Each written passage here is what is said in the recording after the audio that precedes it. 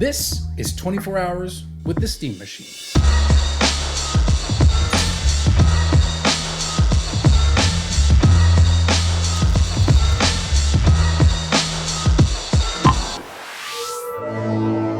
If you're new here, in this video we'll take a look at the unboxing experience, the setup process, gaming performance in games like Assassin's Creed Black Flag, as well as my first impressions after using it for about 24 hours. Now, the model I ended up with was the 2TB model, which comes with the two optional faceplates, one of which is this reddish suede covered plate, and the other is made of solid walnut, which, in my opinion, definitely looks the best. And then, of course, there's the Steam Machine itself, which comes in this neat split-style box. And the first thing I noticed was just how impressively small and dense the Steam Machine is. It's roughly 6 by 6 by 6, making it almost a perfect cube, with this gigantic heatsink, which makes up practically 75% of the system. And since it has a built-in power supply, the only thing left in the box is a power cable and an HDMI cable. Now, I did end up getting a Steam controller as well. Shout out to Valve Support, by the way, for reopening my reservation after I missed my first one and didn't get picked for a Steam Machine with one. So that's the controller I decided to use for my initial testing for obvious reasons. But besides picking a front plate and snapping it on, all you have to do to set it up is literally plug in the power cable and an HDMI cable and press the power button. Within a few seconds, you're greeted with the Steam Machine's own power-up animation similar to what you would see on a Steam Deck, along with some simple setup steps, including pairing your Steam controller if you have one, which I will say was a super seamless process, especially because the Steam Machine already has a Steam controller receiver built into it. And after the SteamOS initial boot and update, all you have to do is sign into Steam, which is also made super simple with the use of SteamGuard on the app.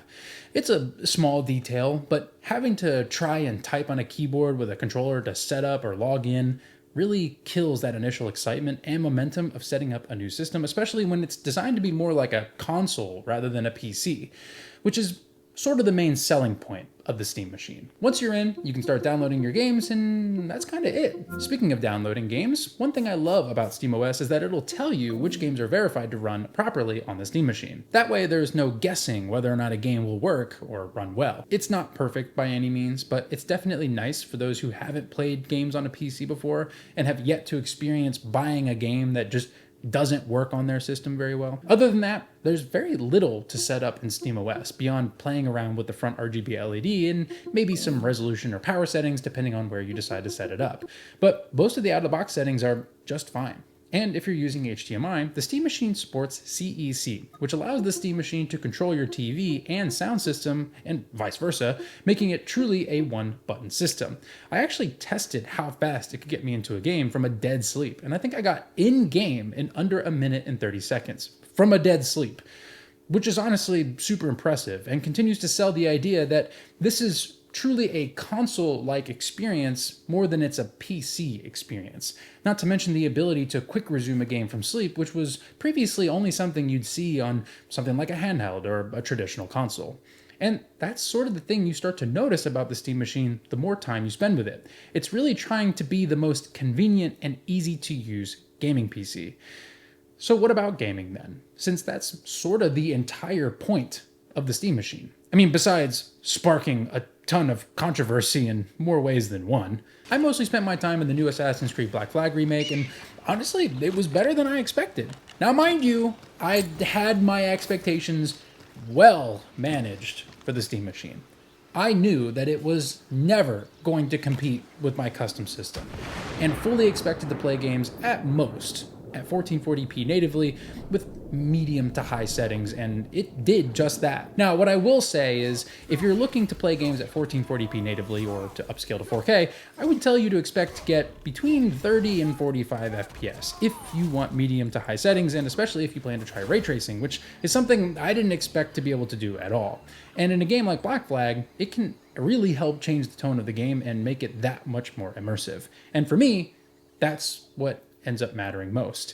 I know this will probably upset a large number of you, but I'm okay with 30 FPS, so long as it's with the right settings. A smooth and solid 30 FPS with higher visual settings in a game like Black Flag, to me, is enough to get me past the immersive threshold.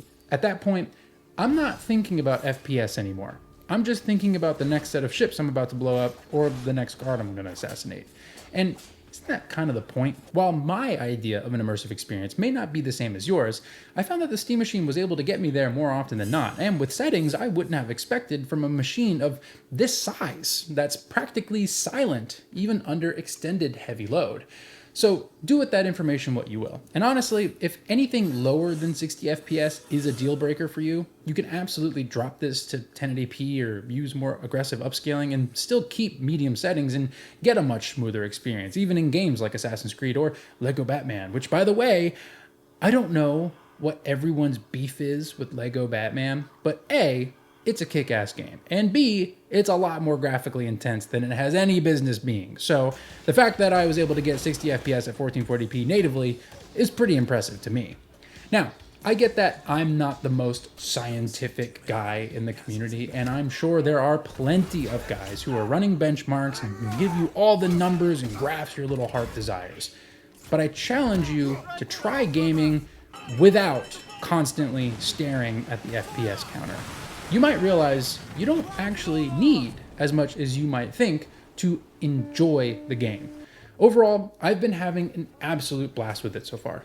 Granted, there were some PC-like stutters here and there that definitely reminded me that this was a lower power system, and some strange bug. If a game was downloading in the background, my FPS would occasionally tank, but would fix itself after opening and closing the quick settings menu.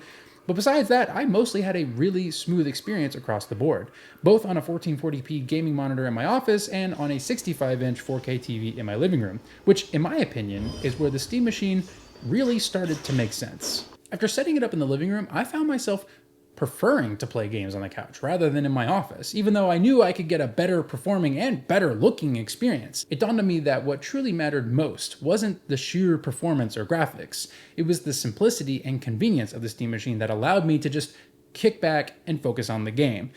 Not once did I ever have to worry about the game not launching, or I had to re-log into Windows, or there was a Windows update, or the drivers needed to be updated, this or that. Just hit the button and start gaming. Something you just don't get on any other gaming PC, at least not out of the box.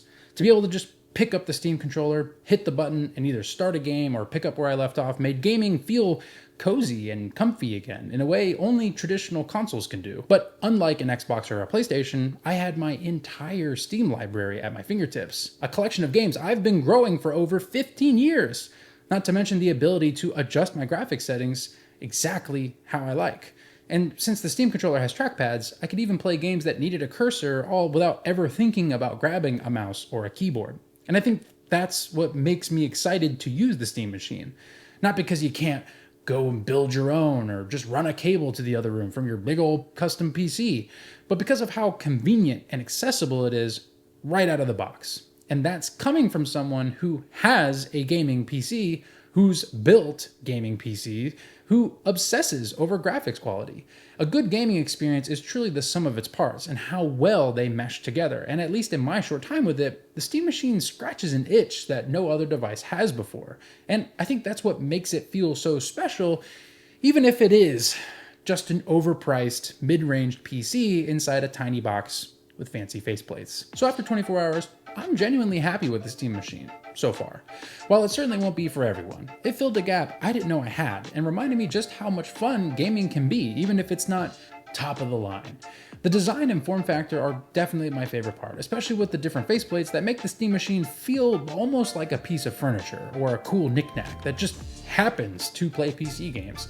And it genuinely looks good anywhere you put it. And while many of you have clearly expressed your hate for the Steam Machine, I still think it's got a lot to offer to the right person. And if that's not you, that's okay. The way I look at it, the Steam Machine is for two kinds of people. One who wants to get into PC gaming without having to build a system or install SteamOS on another system, and the other who maybe already has a gaming PC but wants something smaller and more convenient for gaming in another room, whether it be a den, a living room, a basement, a garage, or honestly even a guest room, especially if you have friends over. Regardless, it's a really cool product, and I'm glad I got one. And for the next few weeks, we'll see if my opinion changes after the initial excitement has worn off. But for now, I'm gonna continue enjoying the hell out of this thing, so that's gonna be it for this video. If you liked it, definitely hit the like button, and as always, make sure to subscribe to see more content like this, and I will see you guys in the next one.